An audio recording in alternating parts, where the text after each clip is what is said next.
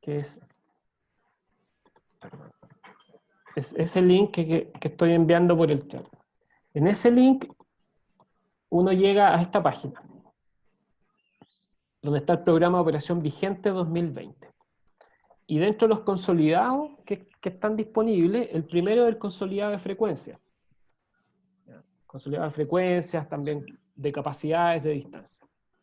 Si uno descarga ese consolidado, que es una planilla gigante, del actual, digamos, el 26 de septiembre, que es este de aquí. Aparece esta planilla.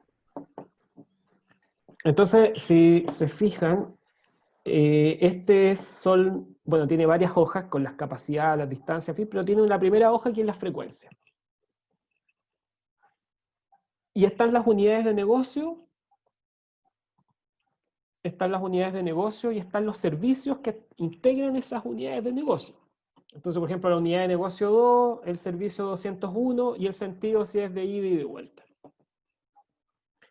Entonces, por ejemplo, yo voy a seleccionar solo el servicio 201, ahí, y tengo información de la frecuencia, pues estoy en la hoja de frecuencia de ida y de retorno, dividido por día laboral, día sábado, día domingo, y por las distintos segmentos del día que el TPM tiene definido en su plan operacional.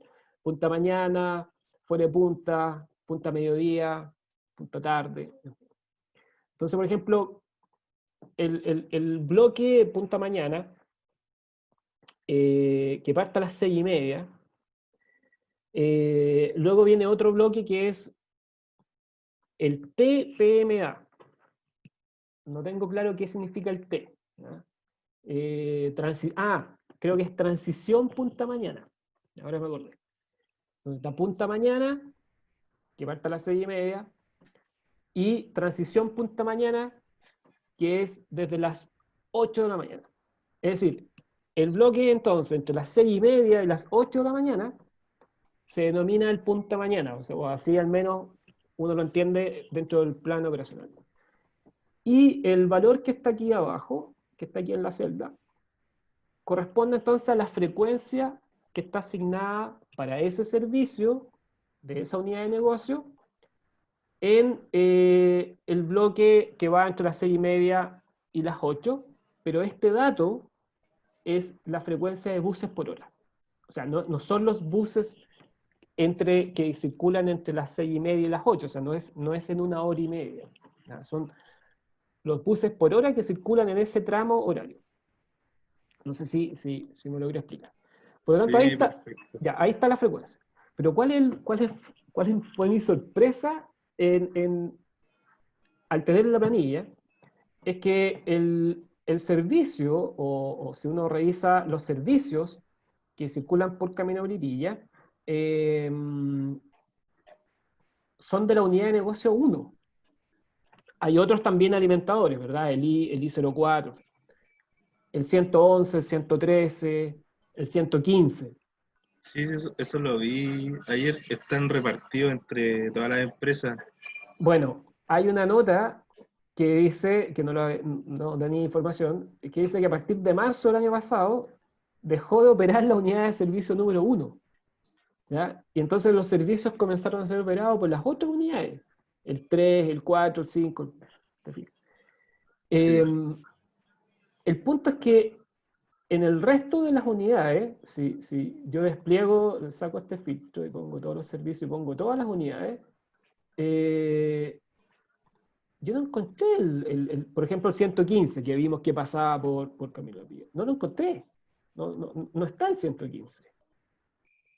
Entonces, en código, en el otro tipo de código, ¿y qué otro tipo de código? el que está en la columna C. En la columna C, código. Ahí está. Acá está. Tienes razón, aquí está. Claro, está operado por la unidad 5 y aquí hay un. Aquí hay un. hay un... Uno es como de la empresa y el otro es del usuario.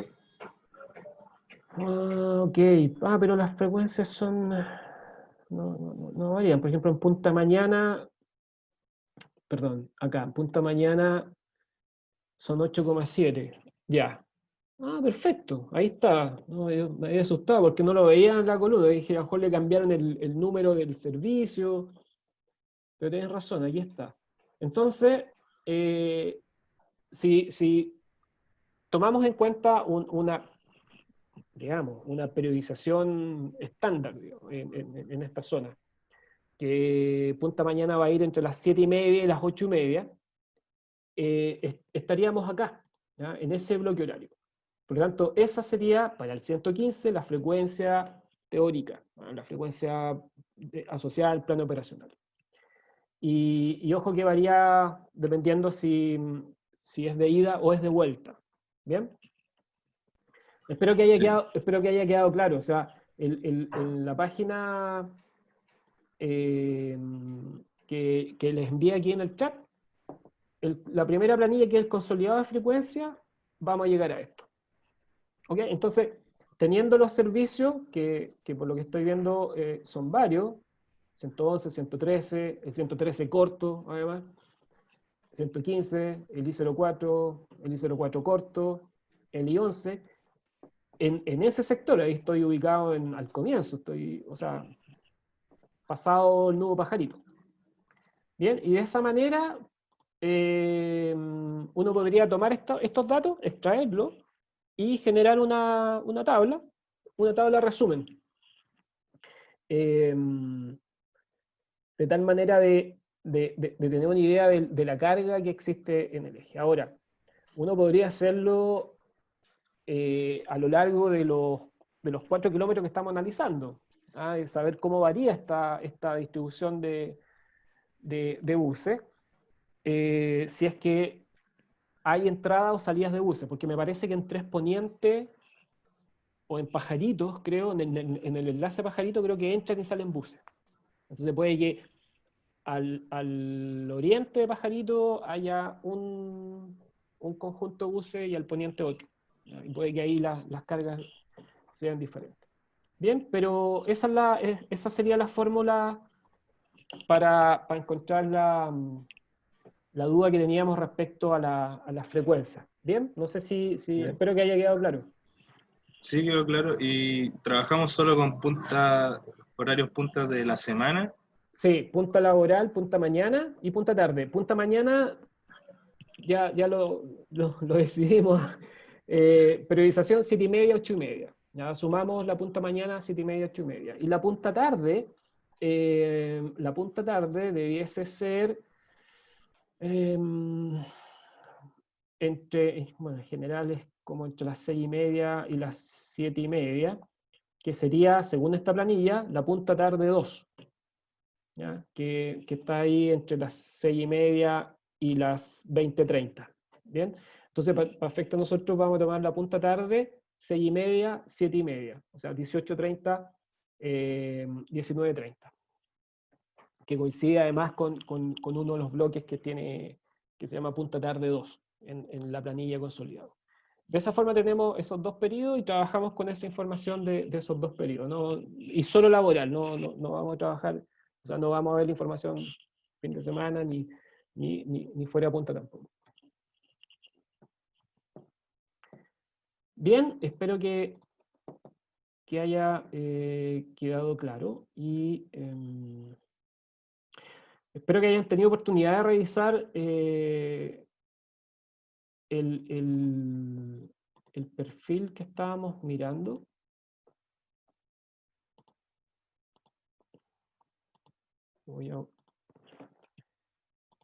El perfil que estábamos viendo del ejercicio de composición. Voy a ver si les puedo compartir la pantalla aquí.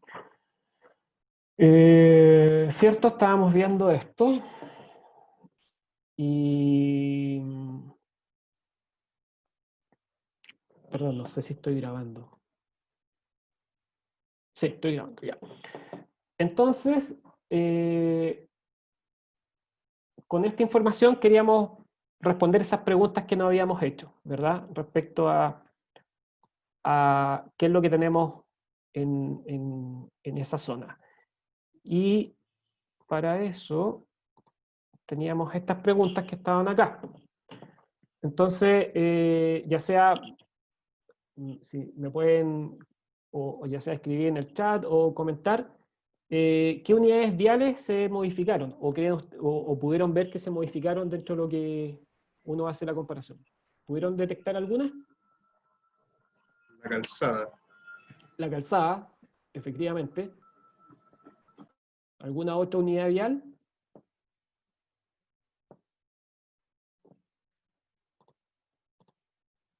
¿O solamente la calzada? La mediana que también existía ahí. La mediana, súper bien. Súper bien. La calzada, efectivamente, la mediana. ¿Las aceras creen ustedes que se habrán modificado? Vi que quedó como al mismo nivel. Aparentemente quedó con el mismo ancho.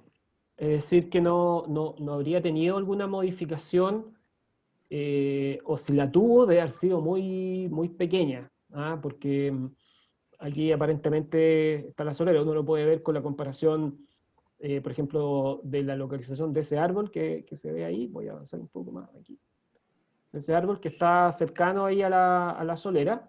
Y se supone que este es el mismo árbol ya un poco más grande que también sigue cercano. Ahí están los captadores de agua lluvia y lo mismo que se veía acá, que ahí ahora ya están posicionados. Entonces aparentemente no tuvo un cambio tan relevante. Bien, efectivamente, o sea, podemos pensar en que las dos unidades viales principales que se modificaron fue la calzada y la mediana. La mediana entendido como un separador y la calzada que tiene distintas pistas de circulación. Algunas pistas que eran por el lado derecho para buses, aparentemente no exclusivas, creo, o tal vez sí, si es que hay una demarcación, y otras pistas que son mixtas. Súper bien. La otra pregunta decía, ¿qué unidad vial nueva apareció en el proceso de composición? Si uno compara los perfiles.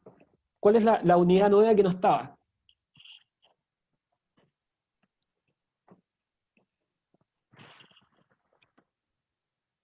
¿Alguien la puede identificar?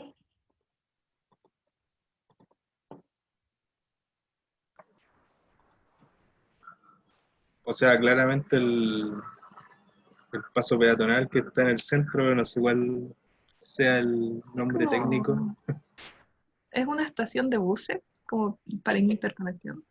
Es una estación de buses, exactamente. O sea, es una estación de transbordo, una parada de buses cerrada, que aparece ahora en el centro. Lo que implica que los buses descargan por el lado izquierdo para poder hacer aquí las transferencias. Ahora, dentro de estas categorías que revisábamos recién, toda esta estación de transbordo correspondería a un dispositivo, ¿ya? Un dispositivo de transporte, que aparece, efectivamente, y que aparece aprovechando la unidad vial que es la mediana, que ya sabemos que la mediana fue una de las que se modificó. Entonces, la unidad vial mediana se mantuvo porque aumentó el ancho, y apareció además un dispositivo que es un dispositivo de transbordo, ¿no? Asociado a las paradas de pago extravehicular. Pero sigue pendiente identificar un nuevo dispositivo. Comentaron por ahí el cruce peatonal. El cruce peatonal como elemento, ¿ya? Como elemento por ejemplo, de control de cruce para los peatones, puede que se haya modificado, puede que también haya aparecido algún cruce nuevo, o se haya reforzado algún cruce que existe. Pero el paso peatonal como tal, véanlo más bien como, de nuevo, como un elemento o un dispositivo de control. pero una unidad vial tiene una relación más bien longitudinal, asociada a un usuario. La ciclovía también, que está a la Efectivamente, derecha. efectivamente. Esa es la unidad vial, así en términos teóricos, formales, que apareció nueva. La ciclovía, hasta antes del cambio, probablemente aquí circulan ciclistas. Ahí lo hacen por la calzada, por alguna de las pistas de los vehículos, como ocurre en muchas de las calles acá en Santiago. Pero es diferente cuando el diseño ahora provee un espacio reservado, además protegido, identificado, reforzado con demarcación, con señalización horizontal, con señales verticales, con textura de pavimento probablemente, con color de pavimento distinto, en fin, que es para la circulación de los ciclistas. Esa unidad vial formal, que es la ciclovía, no estaba, ¿ya?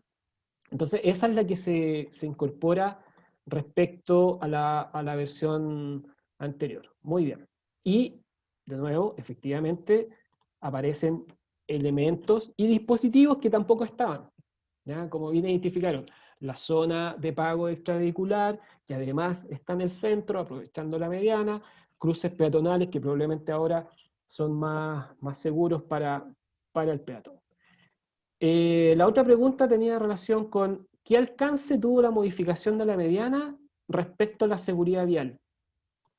Ya vimos que, por un lado, permite la disposición de ese dispositivo, ¿ya? de transporte. Pero, ¿qué pasa respecto a la seguridad vial y el cambio del ancho a la mediana? ¿Alguien tiene alguna noción de qué implicó? Se reduce el riesgo de accidentes como atropellos, por ejemplo, porque baja el flujo vehicular al reducir el ancho de la calzada. Ya, ese es un efecto de la reducción de pista, muy bien, y que sin duda que puede tener y que tiene una influencia en términos de accidente. Y si ahora lo piensas y te ubicas en la mediana, como aparece ahí en la imagen, los sectores de cruce transversal a la vía. ¿Cuál es la gran diferencia respecto a la situación con proyecto? El ancho de la mediana. Perfecto, perfecto. El ancho de la mediana. Sin duda, y esto uno lo ve de forma evidente, lo comentábamos, que la actividad de borde aparentemente de esta vía es bien alta, o sea, hay una actividad peatonal fuerte asociada a un comercio. Y como hay aquí establecido, me imagino, son cruces en 2 etapas, porque son varias pistas, son 4 pistas por sentido que tienen que cruzar. Es probable que en algún momento peatones queden esperando en la mediana, como nos ocurre aquí varias veces en Santiago. Y puede que, o bien, el espacio, la superficie total no sea suficiente, los peatones se vean en situaciones de riesgo por el espacio disponible, sumado a que, sin duda, que hay mayor cantidad de pistas comparado con la situación modificada y probablemente incluso mayor velocidad de circulación. En cambio, en proyecto hay un ancho mayor. Hay un ancho mayor, lo que permite tener mayor refugio peatonal. Entonces las medianas, los separadores, en este caso, si se dan cuenta, van cumpliendo funciones, ¿ya? Van cumpliendo roles. La mediana tiene, al menos hemos visto, un doble o un triple rol. Un primer rol de poder dar cabida a este dispositivo. ¿Ya? Un dispositivo importante, o sea, una estación de pago extravehicular que permite acceder en una plataforma, si se fijan, elevada. ¿Ah? Esto debe tener unos 50 centímetros probablemente, y tener una mejor facilidad de ingreso a los buses. eventualmente, como ocurre en varias ciudades, al mismo nivel altimétrico, o sea, no es necesario subir escalones. Y por otro lado, la mediana conectora longitudinalmente a los cruces peatonales, y por otro lado, zonas de espera, para poder cruzar ahora la calzada en 2 etapas si es que fuera necesario, principalmente pensando en personas que tienen una velocidad de caminata menor, que pueden ser adultos mayores, niños pequeños que van acompañados con los padres, personas con discapacidad, una persona que va en silla de ruedas, o personas que van con muletas, que no alcanzarían probablemente a cruzar en el mismo ciclo del semáforo, ¿no? Entonces, sin duda, el ancho de la mediana acá juega un rol importante como regulador de flujo, pero también como poder albergar a los usuarios de manera segura. Y yo creo que hay otra diferencia que, si se fijan acá, y esto lo vamos a ver, y algo lo comentó Esteban en algún momento, el ancho del cruce peatonal, que es un cruce tipo cebra, debe tener probablemente 4, no, unos 5 o 6 metros de ancho. Pero el rebaje de vereda, o sea, la solera, que aquí se ve, esa solera tiene 15 centímetros de altura, que sobresale del pavimento, aquí se rebaja y se supone que llega a 0. ¿Y por qué se genera eso? El rebaje de vereda para dar facilidad para las personas que van, por ejemplo, con maleta, una persona que va en silla de rueda, en fin. Pero del total del ancho, que aquí puede ser 6 metros, eso no debe tener más de 1,5 metros. Entonces, es muy pequeño. En la condición modificada, lo que estoy apreciando, la mediana está al mismo nivel que el paso peatonal. Entonces, el acceso es directo, no hay que buscar un lugar específico para una persona, por ejemplo, en silla de ruedas, de ubicarme dentro de todo este sector, solo puedo acceder con mayor facilidad a la mediana por ese punto. En cambio, el diseño, que tiene un diseño más universal, lo permite. ¿Ya? Esto es completamente a nivel de acera, por lo que estoy viendo, incluso es todo, bueno, lo que pasa es que aquí está la ciclovía, pero por eso hay una solera, pero en los cruces al menos, toda esta superficie se ve que está a nivel nivelado, lo que es la acera respecto a la calzada, ¿ya? Y eso sin duda que para la distinta movilidad, para los distintos cruces que se dan acá, es favorable.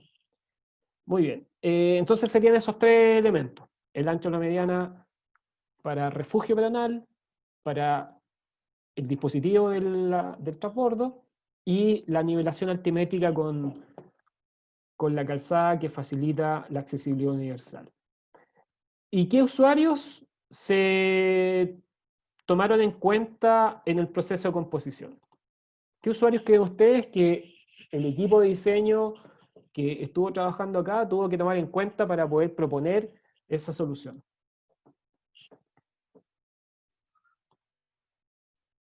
¿Alguien tiene alguna noción de qué usuarios tuvieron en la discusión? Peatones, ciclistas, Ya, muy bien, usuarios de transporte público. perfecto. Perfecto. ¿Qué otro usuario podría haber estado en la discusión? O en mente al momento del diseñador hacer esta composición vial? Transporte privado también. Perfecto. No sé, transporte privado, usuarios en bicicleta, peatones, Transporte público. transporte público. ¿Qué otro actor o qué otro usuario probablemente haya estado en las conversaciones o debió haber estado en las conversaciones entendiendo el contexto urbano de esta vía. ¿Qué otro usuario creen ustedes que debería haber estado mencionado en esta configuración? O asociación, o tal vez agrupación. Fíjense, Gente con problemas de accesibilidad. perfecto. O sea, ojalá en la discusión incluso hayan estado representantes de, por ejemplo, servicios nacionales de discapacidad, o incluso representantes de la ciudadanía que agrupan personas con discapacidad, para tener en cuenta requerimientos por parte de ellos, y que hacen el proyecto más universal en términos de acceso. Así que también ese usuario, o esa agrupación de usuarios, debió haber sido relevante. Y yo sumaría también, dado el carácter que tiene esta vía, por lo que estamos viendo, a todo lo que tiene relación con la actividad de borde. Es decir, yo me imagino que en algún momento dentro de las discusiones debió haber estado presente alguna instancia que agrupe a, por ejemplo, las personas que trabajan en los comercios de los bordes, la agrupación comercial, en fin, porque probablemente ellos hayan puesto requerimientos. A lo mejor hayan dicho, ¿saben qué? Nosotros necesitamos mayor espacio de acera para que la gente pueda vitrinear, pueda detenerse frente a mi negocio y no interrumpa los que van circulando.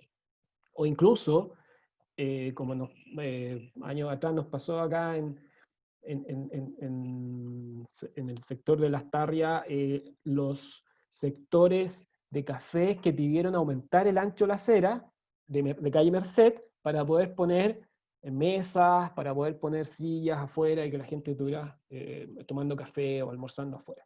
Y eso significó aumentar el ancho de la acera por un requerimiento de los actores que trabajan en esos sectores, y reducir los anchos de las pistas vehiculares.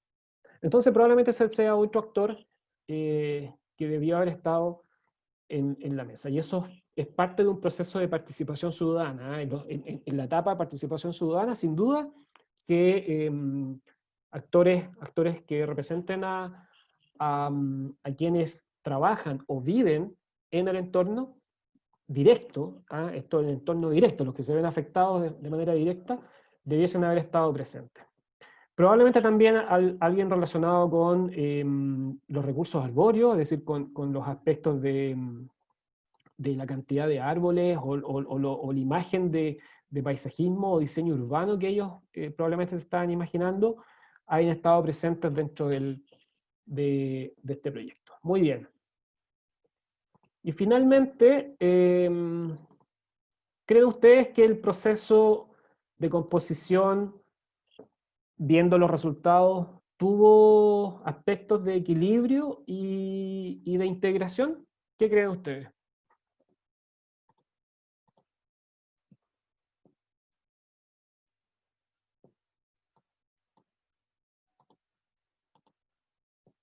¿Alguna idea? ¿Que no lo tuvo? ¿Que tuvo?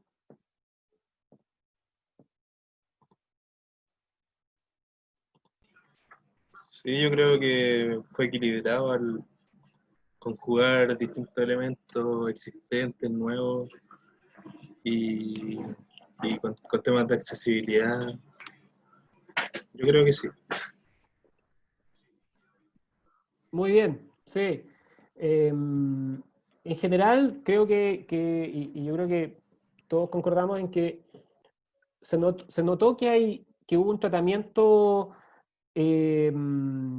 integrador, por ejemplo, al reconocer un usuario de manera explícita en el perfil como es el ciclista. O sea, ya tenemos ahora reconocido un usuario que anteriormente no estaba con una unidad vial específica.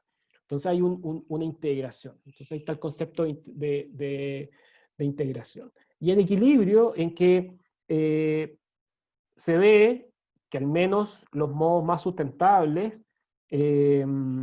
tienen un espacio probablemente mínimo adecuado por nivel de servicio aceptable, como son los peatones para la caminata, el ciclista con la franja de la ciclovía, y la infraestructura asociada al transporte público, ¿ya? Como es el caso de este corredor que va en faja central. Probablemente alguien podría decir, el que se ve quizás perjudicado, o se pudo notar perjudicado, probablemente haya sido el transporte privado, ¿ya? Pasando de 2 pistas o casi 3, es que también esto no era exclusivo, a una pista, o tal vez, porque aquí no estoy seguro si esta vía es solo para transporte público, me da la impresión que sí, que parece que es solo para transporte público, y probablemente el único ingreso de transporte privado sea para residentes o para actividades de carga y descarga de toda la actividad comercial que hay ahí. Y si fuera así, la verdad es que sin duda que la prioridad aquí fue, y en este orden, transporte público, peatones, ciclistas, y después lo que es transporte privado. Y dejando ahí quizás la duda respecto a lo que es, y que no hay que olvidar, por favor, el transporte de carga y la logística, que es súper importante en zonas urbanas. Cuando uno remodela un eje, cuando uno, por ejemplo, piensa en hacer esta vía completamente exclusiva para buses, pero teniendo una actividad comercial súper fuerte, hay que tener en cuenta en el análisis ese actor, ese usuario, que es la carga. La carga-descarga, o el transporte de los bienes, los insumos que necesitan los usuarios que trabajan en los bordes, sobre todo en estas áreas tan comerciales. Discusiones de ese tipo, y sobre todo se vio mucho en el centro de Santiago, que se han ido haciendo vías que son exclusivas para buses, que permiten el paso de vehículos privados sin duda, pero solo entre cámaras de fiscalización, que son 2 o 3 cuadras, y después tienen que salir. Pero son zonas con mucha actividad comercial, entonces había que buscar soluciones también para la distribución de esa carga. Son minimarkets que necesitan insumos diariamente, porque además se daba, y probablemente ese sea el caso del ejemplo, en que en el centro de Santiago la mitad de todos los locales que existen en el centro histórico no tienen bodega. Entonces dependen de la provisión diaria, y eso significa que todos los días tiene que ir un vehículo de estos pequeños, de 3/4, con insumos, mercadería, y buscar un lugar donde estacionarse. Idealmente frente a la puerta del local, pero no siempre se puede, porque está eliminado el estacionamiento, entonces empiezan a buscar estacionamiento alrededor, en algunos sectores, y después llevar las cajas, la mercadería, las bebidas, lo que sea, en unos carritos metálicos que van por las veredas, a veces pegándole a las personas. Entonces, dependiendo del lugar donde uno está trabajando, también esos actores pueden ser relevantes, y a veces muy relevantes en términos de no olvidarlos en la composición. Bien, ¿alguna pregunta respecto a la revisión de este caso? Perfecto. Entonces, para terminar, para ir terminando,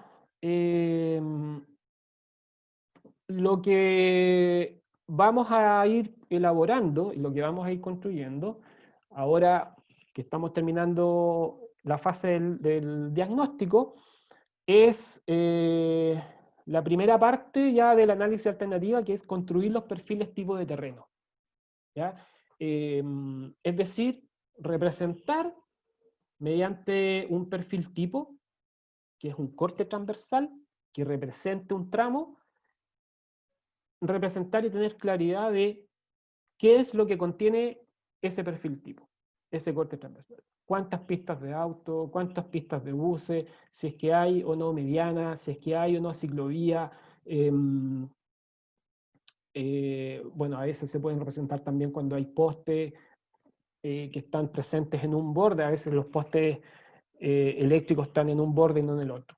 Y tener, por lo tanto, los perfiles tipos de terreno, ¿ya? Que uno busca tramos homogéneos que representen ese perfil tipo de terreno, y a veces hay perfiles singulares que se requiere para, por ejemplo, una pista de viraje a la izquierda. una pista de viraje a la izquierda que a lo mejor se desarrolla en una cuadra, ahí hago un perfil singular solamente. Pero aguas arriba y aguas abajo de esa pista de viraje, el perfil a lo mejor es homogéneo en ambos costados. Entonces, tenemos que construir esos perfiles tipo de terreno, un mínimo para entender cuál es nuestro punto de partida. Y para eso nos vamos a apoyar de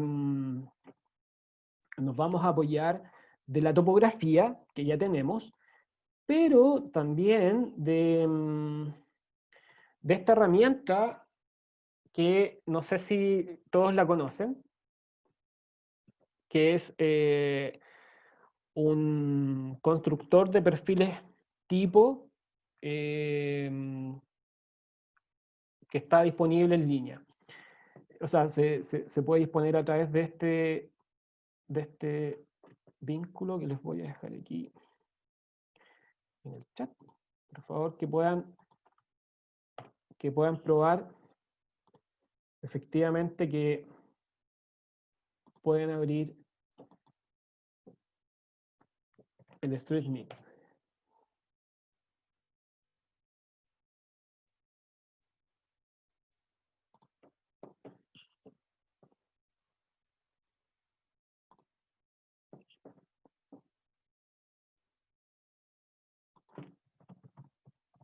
Si hay alguien que tiene problemas para verlo, por favor me avisa.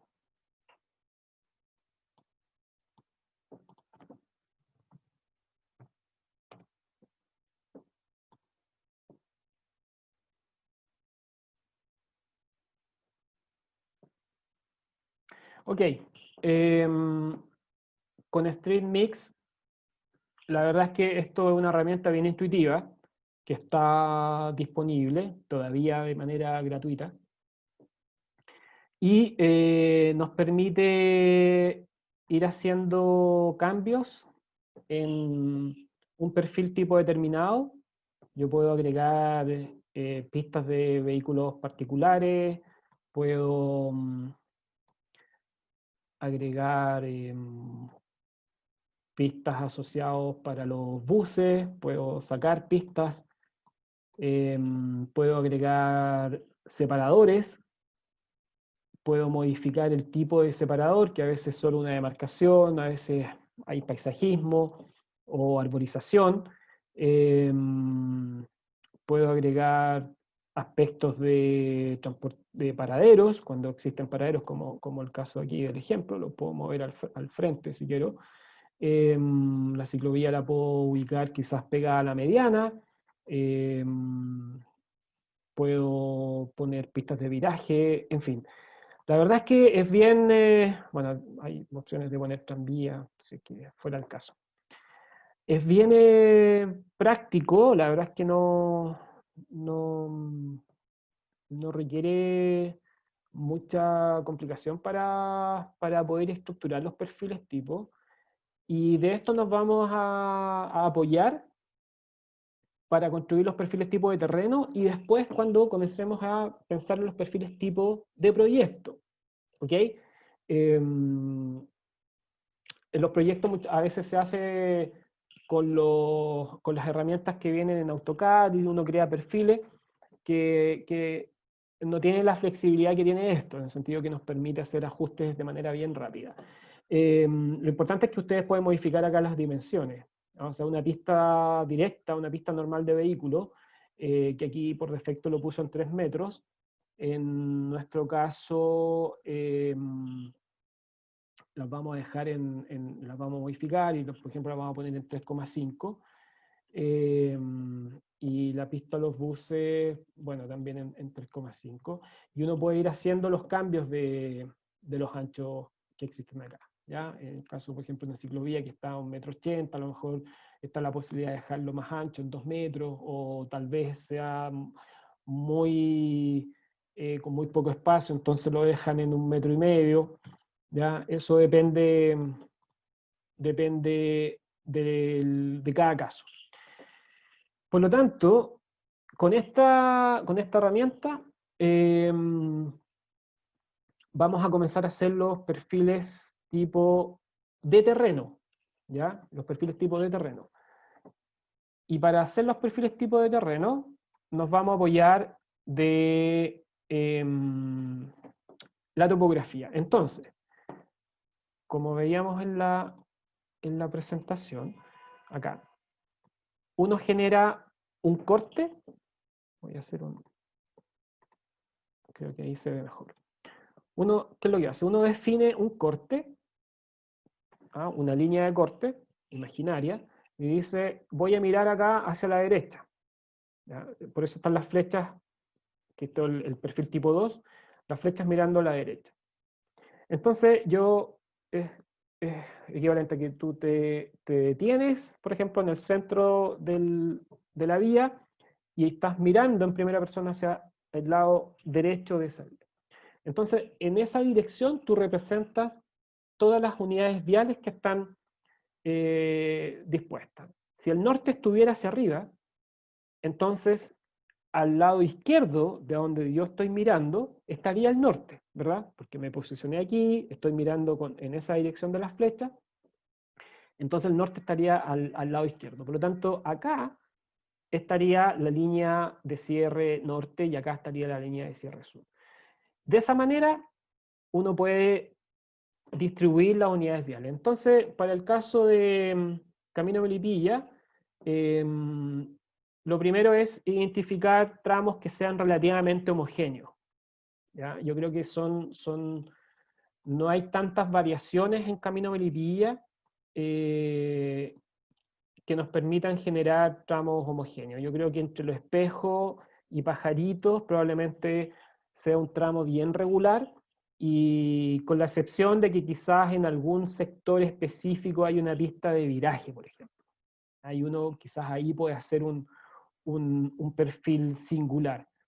Pero aquí estoy mirando Camino Melipilla, la verdad se ve un perfil relativamente regular en este punto que me posicioné, digamos, entre el espejo y Pajarito, que serían las tres pistas, serían tres pistas en esa dirección, tres pistas en la otra dirección, y una acera sur bastante ancha, que de hecho no tiene ni vereda, parece, y una mediana, que no está 100% consolidada, pero la vamos a suponer probablemente como una mediana, y lo mismo, similar al lado norte, tres pistas, pero en este caso hay una vereda y hay una línea de cierre asociada a las viviendas.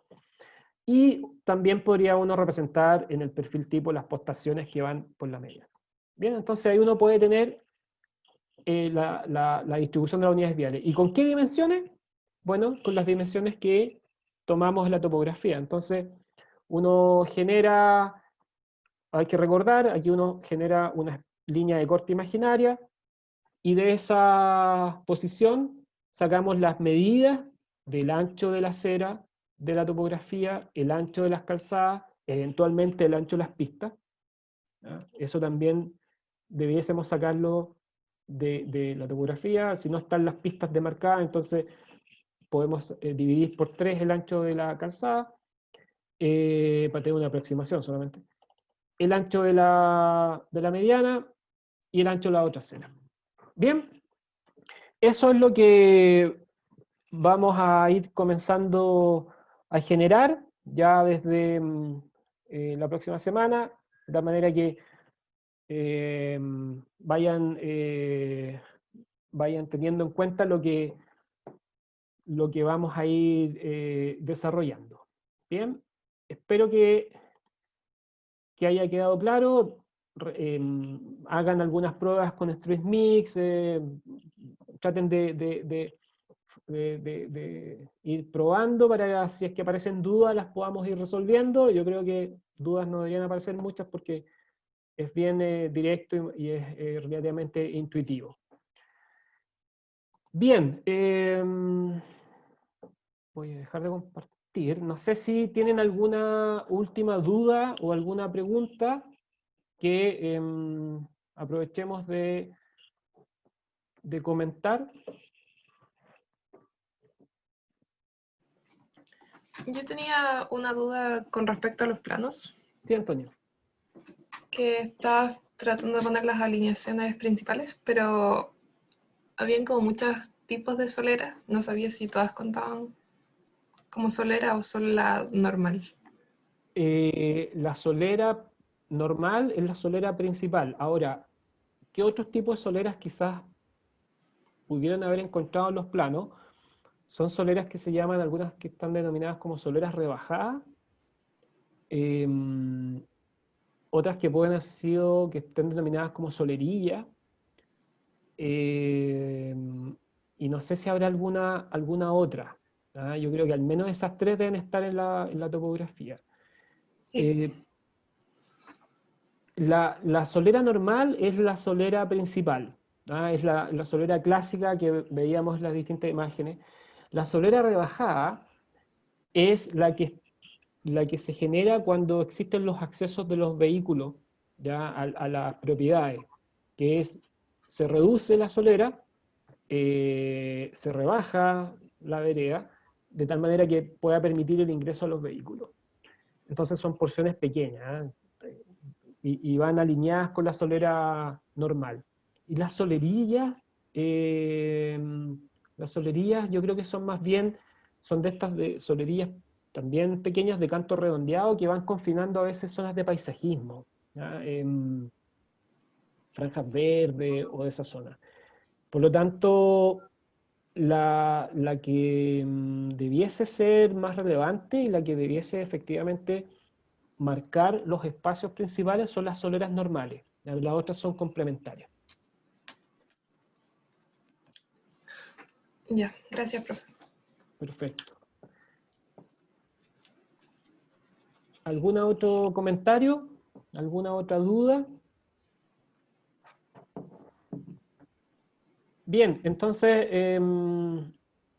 recuerden hoy día hasta el final del día que deben subir el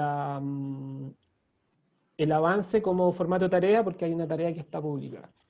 Y el próximo miércoles está considerada la entrega del informe y de los planos, que también lo vamos a dejar como formato de tarea hasta el final del día miércoles. Bien.